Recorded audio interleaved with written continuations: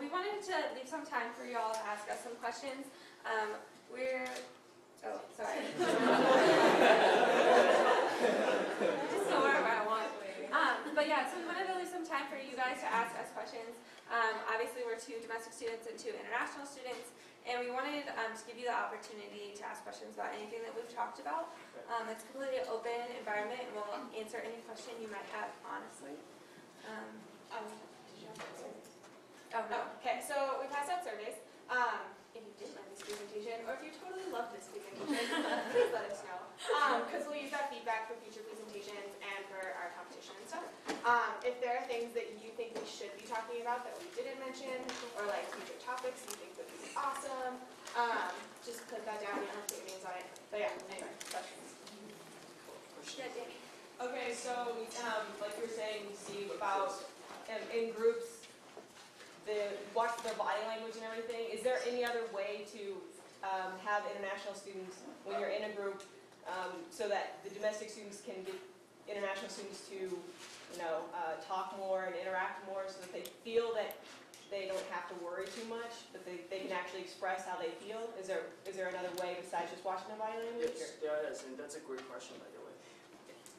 You can definitely encourage them to be more proactive by asking them questions. Instead of you talking about your own opinion, you can be like, hey, what do you think about this idea? And especially when you encourage them to say no, they most likely to say no, they didn't say anything, right? So that's how I would say it, just by like really encouraging them to know, and hopefully before you do that, you actually know something about them, so they will feel comfortable sharing those no movement with you. So.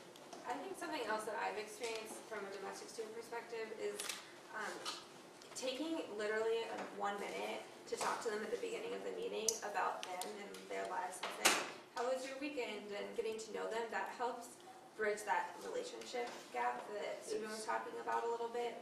And also, something else, this might sound funny, but something else that I've really experienced is telling them that they speak good English, and that you can understand them.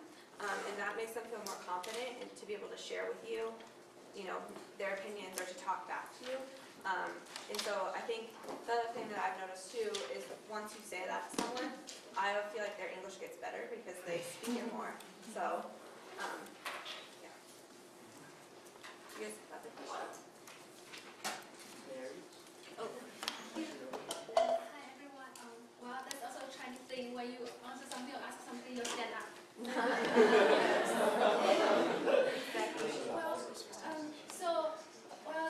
It's just kind of about my action for that question, because like for me, I'm from China, and this is my first year in international MBA. Well, at first when I go to the class, I'm nervous to speak out my opinions.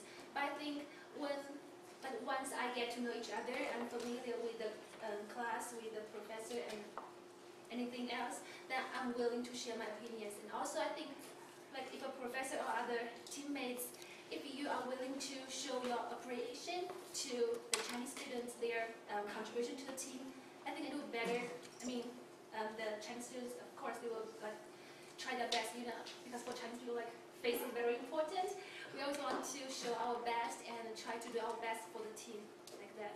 And the suggestion, I think, because no matter when you're doing presentation or for the competition, of course you have some audience from foreign country or Chinese.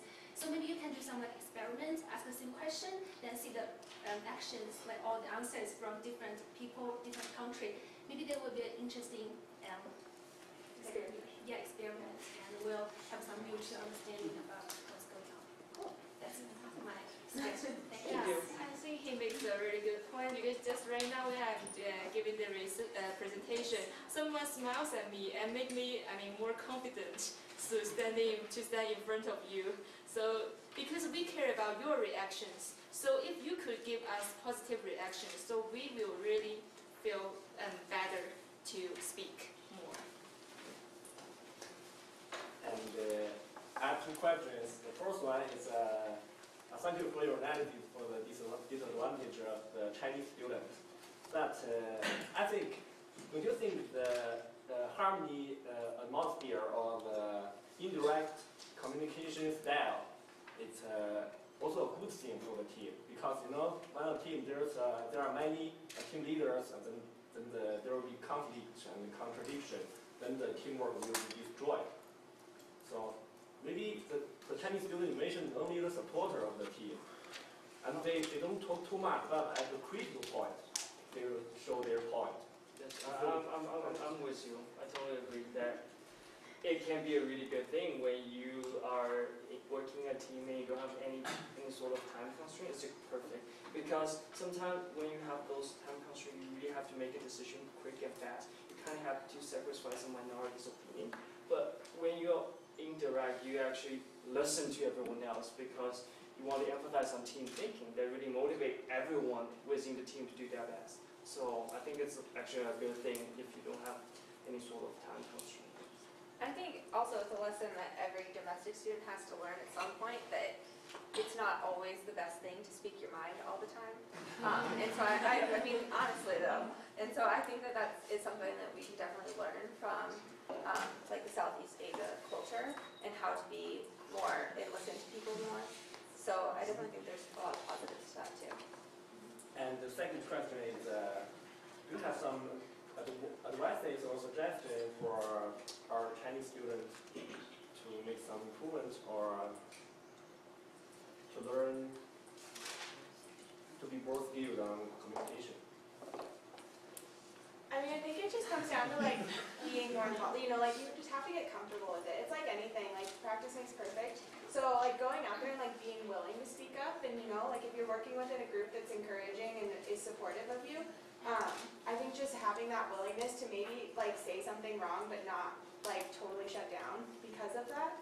I think it comes down, you know, like going to social activities or joining whatever, you know, like we have Beta Alpha Psi for accounting, but all of the majors have different like professional organizations, and you can go to networking, and you can go to different social events and interact with people, and I think those are really good opportunities for domestic and international students to, you know, improve their language skills or improve their social skills or whatever they're looking to do.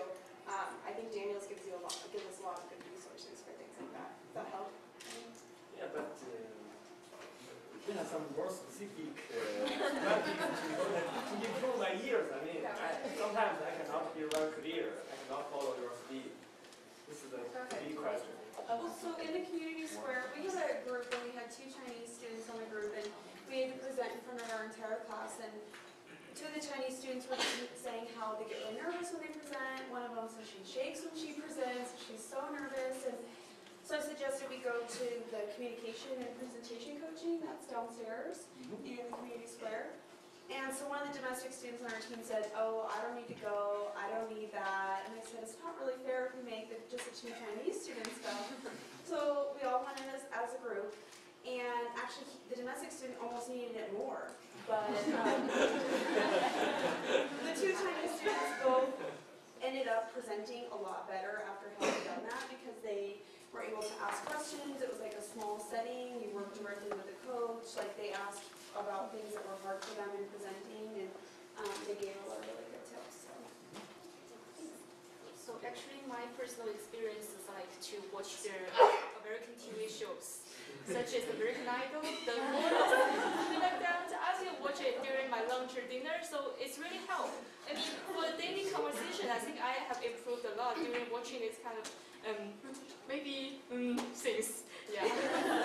Yeah. Yeah, I have a question for the 2 students from China. I'm wondering if you have any friends back home who have studied in other countries besides the U.S., maybe Australia or Europe, and if their experience is very similar in the classroom with intercultural communication in other cultures. I think so. I think, the culture shock things, is quite common everywhere in the world, so not only in the United States. However, I think that actually, the American campus is like American classroom is, maybe more relaxed or more casual than somewhere else, so other countries. So because I found out, and when I come here after, I only stay in the United States for about 8 months right now. So but I find that people around me are really nice. They are willing to listen to me and talk with me. So by this way, I could have an idea, about the culture things and what's going on here. But I actually haven't been to other countries, but I think that, actually Denver and DU makes me comfortable. Yeah, I have also studied around Japan, and I live in Europe just for like a summer thing. So like I have personal, sorry. My experience is, especially when I was in Japan, I feel like my communication style is a lot closer to other Japanese. Sure, language is different, and I have to learn Japanese in order to communicate. But I feel like it's a lot easier. It's a lot more smooth versus I'm here. I need to make an effort to adapt to everyone else's communication style. So it's kind of funny when I was here, I become more direct. When I go to Japan, lower my level of directness and come back again, just change it again. So that's kind of the similar with other students. If you go to other Southeast Asia country, not so much. But if you go to Europe, you still kind of have to adjust just a little bit, even though Europeans are not as individualistic. Guys, hope that helps. Well, first of all, I want to applaud you guys on your presentation. You've done a wonderful job of identifying the issues and the barriers and so on and so forth, so I really commend you on that. I think the only thing that I would suggest in terms of adding to it is kind of what's happening in this Q&A, and that is kind of the therefore, and really offer the solutions.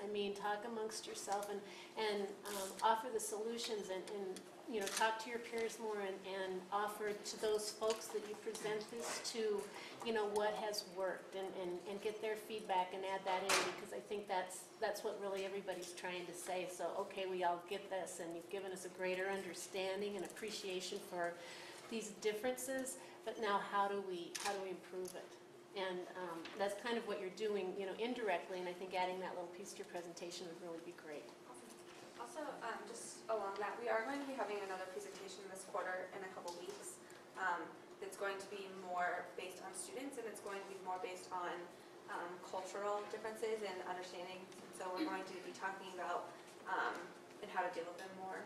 So that is coming up too, if you're interested in Exactly, I would that. encourage everyone to come, especially if you won't be presenting as much. You don't have to It'll see be this more that much. interactive. So, But yeah, so we definitely realize that is something that needs to be addressed too. So. I think at this point we probably need to wrap it up, and if you all could fill out the surveys, because it helps them count how many were in attendance, and so just a very quick mark on your survey will be very helpful today on the side. Thank